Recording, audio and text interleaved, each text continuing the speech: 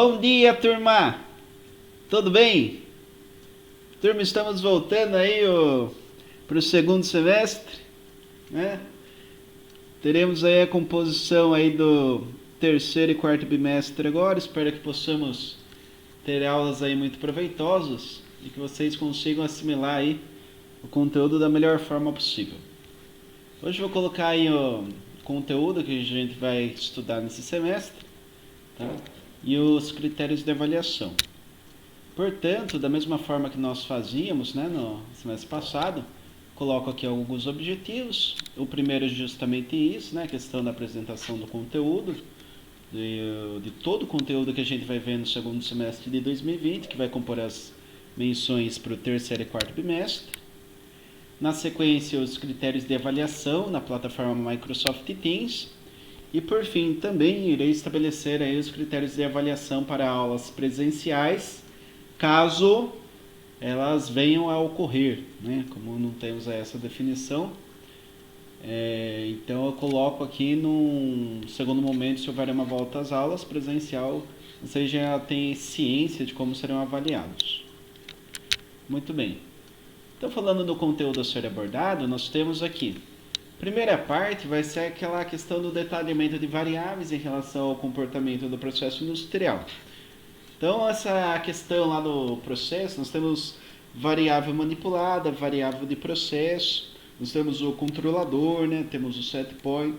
Tudo que nós vimos no final do semestre passado, nós iremos dar continuidade agora com relação a essa parte de automação e também análise daí dos instrumentos do processo de medição, né? Essa forma de pressão, vazão, tensão, corrente, enfim, qualquer que seja a variável física, a gente vai conseguir ter uma noção aí nessa parte de análise de instrumentos para processo de medições de variáveis. Daí na sequência aí chegamos na parte de eletrônica, por assim dizer, né, que seriam técnicas e testes de medição em circuitos, né? Instrumentos de teste de componentes, multímetro, vocês já devem conhecer bem, frequencímetro, que obviamente mede frequência, capacímetro, né? Vai medir aí capacitância.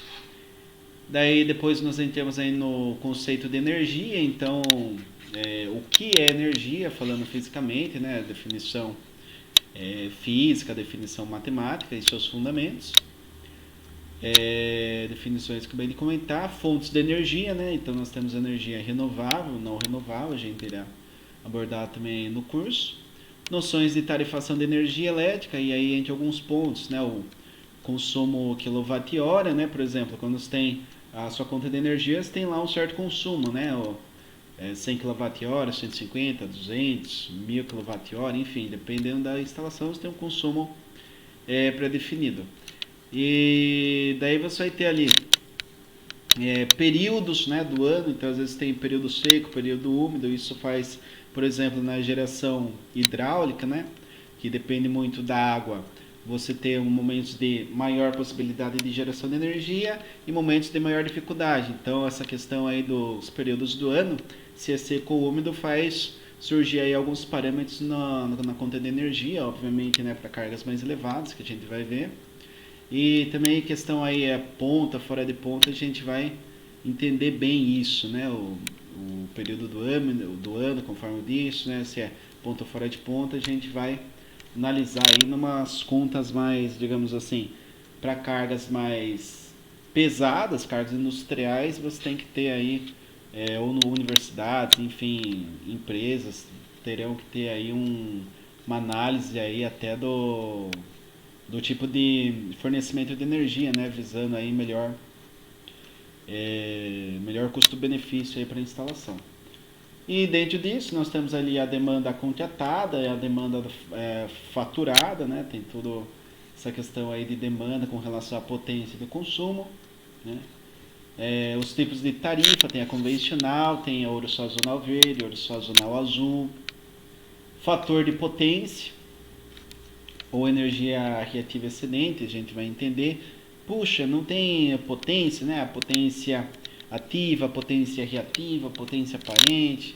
Então, como que eu correlaciono, né, esses termos de potência, né? O que são cada um deles e como correlacioná-los, né?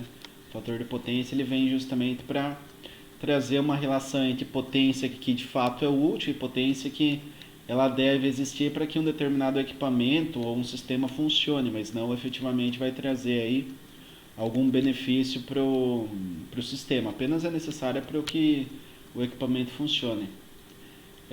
Na sequência teremos ali para finalizar a parte aí de tarifação, análise de uma conta de energia. Então pegaremos uma conta de energia e iremos aí destrinchar ela, então ver aí o custo do quilowatt-hora, né, que seria o valor da energia, questão se é convencional, sazonal verde, azul, né, demanda, se é ponta, fora de ponta, se o período do ano é seco, úmido, a gente vai ver toda essa questão aí. E nessa análise vai elucidar, vai deixar as coisas muito mais claras, né, quando se trata aí desses conceitos de tarifação de energia. Legal, depois a gente entra numa seara bem interessante aí, que é a qualidade de energia elétrica, né? Essa parte é algo muito importante e realmente a rede elétrica ela tem que ser uma rede de qualidade, tá? Então ninguém quer uma energia que ao ligar um equipamento aí, eletrônico, por exemplo, ele possa ser queimado, né? E isso daí é algo muito indesejado. Então a energia ela tem que ter qualidade, não deve ter longas variações para cima nem para baixo, né? O equipamento, se tiver uma variação de tensão para baixo, ele vai desligar ou vai operar de forma errada. Se tiver uma variação para cima, obviamente ele tem grandes chances de queima. Na sequência, os distúrbios de energia, né, o que poderia gerar uma má qualidade de energia na rede elétrica, por exemplo, né, então às vezes transientes, né, a questão aí de circuitos chaveados como inversor, grandes conversores DC-DC, choppers, por exemplo, né, nós temos sistemas de eletrônica de potência geram muitos distúrbios, né, na rede elétrica. Então esses distúrbios eles devem ser aí quantizados, medidos e daí teremos aí índices de qualidade de energia para medir de fato se está dentro ou fora de norma e trazendo aí, portanto, uma definição, um alinhamento aí da tensão do nível de fornecimento de energia dentro de parâmetros de qualidade de energia. E daí veremos vários aspectos, variação de tensão, ruídos elétricos, surtos de pico de tensão, flutuações, distorção harmônica de tensão, blackout. Puxa, blackout, acabou.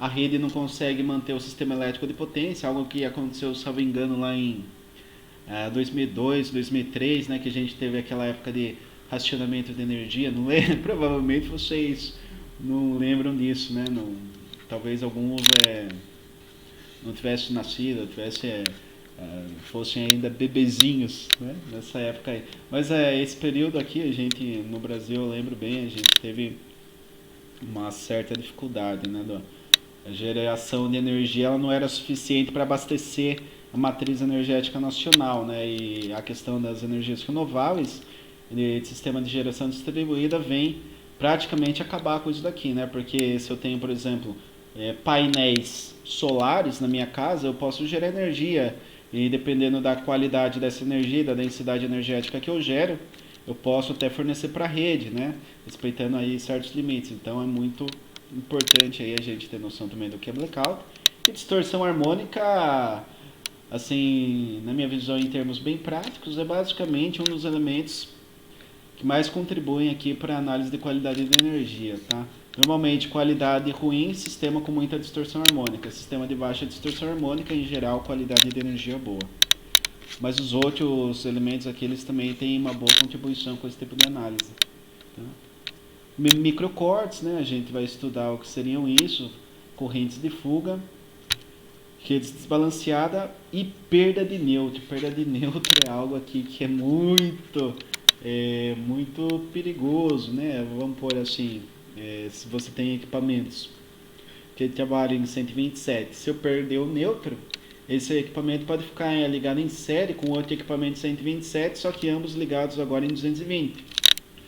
Se eu tiver um equipamento que tem mais potência, ele vai ter uma resistência menor, né? Tem uma resistência menor, então o equipamento de menor potência tem resistência maior, gera-se um divisor resistivo. E daí o 220 fica majoritariamente no elemento que suporta menos potência, né? Então perda de nêutron pode fazer com que se queime aí equipamentos eletrodomésticos, por exemplo, né? Só para vocês terem noção.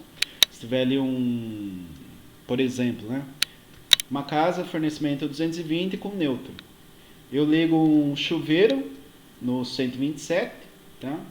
E eu ligo ali um ventilador também em 127, só que o chuveiro está na fase 1, o ventilador está na fase 2. Só que ambos, como são 127, utilizam o neutro. Se eu perder o neutro, o chuveiro fica em série com o ventilador. Ventilador ele tem baixa potência, o chuveiro tem alta potência. Se o chuveiro tem alta potência, resistência baixa. Se o ventilador tem baixa potência, resistência alta. Vira um circuito divisor resistivo simples, que vocês já analisaram, né? No curso, sei lá, em eletricidade básica, alguma disciplina focada em análise de circuitos, com certeza vocês já viram. E, obviamente, quem tem mais resistência segura mais tensão. Então, aquele ventilador que tem baixa potência, que trabalha em 127, vai ficar com, por exemplo, 200 volts e o chuveiro vai ficar com 20. Tá? Sendo aí vamos colocar assim, dois elementos aí que tem uma certa resistência. O ventilador vai ter uma indutância porque é um motor, né? Mas se a gente pensar assim no divisor resistivo, dá para entender que o ventilador ele acaba segurando mais tensão. Segurando mais tensão, ele vai queimar, né, nesse tipo de problema. Então, perda de nêutron, dentre muitas outras questões, pode gerar esse tipo de problema e a gente vai estudar em detalhes, né, a característica da rede quando se perde também o nêutron, que acaba contribuindo muito também para uma qualidade de energia negativa, né, quando você tem essa perda aqui. Porque circuitos monofásicos se tornam bifásicos e alguém tem que pagar, né, essa conta. Pô, eu tenho um recebimento de energia que eu pago todo mês para que seja bom, né, com altas tarifas, altos impostos e tudo mais. Se eu recebo uma energia, certo momento, eu vou ligar ali meu ventilador e ele queima, sem ter ocorrido nada, nenhuma falha na minha instalação, então a concessionária ela tem que bancar com isso, né? Se isso ocorrer não só para uma residência, mas para diversas residências, prédios, algumas empresas, isso daí se torna aí um prejuízo muito elevado, né? Então, essa questão da qualidade de energia ela tem que ser muito bem estudada, muito bem dimensionada e equacionada para que a concessionária ela não venha a ter nenhum tipo de problema. Lembrando que técnico ele sempre vai estar trabalhando, digamos, mais pro lado da concessionária do que pro lado residencial, né? O lado residencial, o técnico ele vai ser muito mais um consumidor do que efetivamente ali um prestador de serviço. Ele vai trabalhar mais pro lado da concessionária, então é necessário que vocês tenham essa noção bem clara. Muito bem, e daí critérios de avaliação, que seria a parte final dessa aula, né? O conteúdo vai até qualidade de energia, de forma resumida.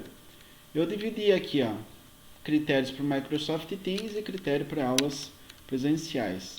No Microsoft Teams, né, basicamente vai ser a participação nas aulas pela plataforma Teams e a entrega de listas de exercício através da plataforma Forms. Então, se o aluno assiste a aula, né, não se ele entra na aula, deixa um joinha e sai, né? Fica 5 minutos, 2 minutos, ou nem isso, alguns segundos, deixa um joinha para falar que está presente e sai. Esse aluno ele não tem participação, tá?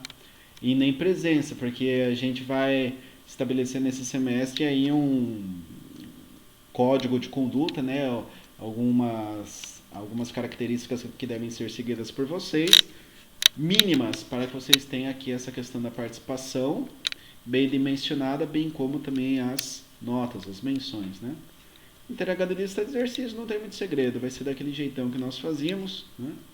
Uma aula, uma lista, uma aula, uma lista, dependendo se tiver já 5 aulas, 5 listas, eu posso deixar uma ou 2 aulas sem lista de exercícios para dar um respiro para vocês, né? Até porque vocês têm várias outras disciplinas, né, para dar conta. Mas em geral eu trabalho com uma lista de exercício por semana ou uma lista a cada 2 semanas, conforme já trabalhamos, né, no primeiro semestre. E para avaliação presencial, caso haja, né, esse retorno, ninguém sabe se vai haver ou não, quando vai ser e como vai ser, mas caso haja, também vou trabalhar com a participação, não só em teoria, mas também em laboratório, já que teremos laboratório disponível, pelo menos em tese. Né? Daí exercícios de teoria e exercícios práticos, né? Execução de montagens, colheita aí de medições práticas, né? Por exemplo, medição de tensão, resistência, impedância, corrente, né? Medição aí de frequência, capacitância, indutância, enfim, né? A gente vai ver essa parte de instrumentação também, focando mais na nossa área, né? Obviamente, quando eu falei lá de automação, nós temos que analisar medidores de pressão, de vazão, né? Medidores de fluxo, ali de medidores de pH de substâncias, por exemplo, mas isso daí é mais para a gente colocar de forma conceitual. No nosso laboratório não vai ter aí esses elementos para serem abordados, mas sim teremos aí elementos mais focados na área eletrônica mesmo, né? Medidores de capacitância, de indutância, de resistência, de potência, né? Do frequencímetro, né? De frequência, enfim. Esses daí a gente tem disponível e é o que a gente vai abordar no curso.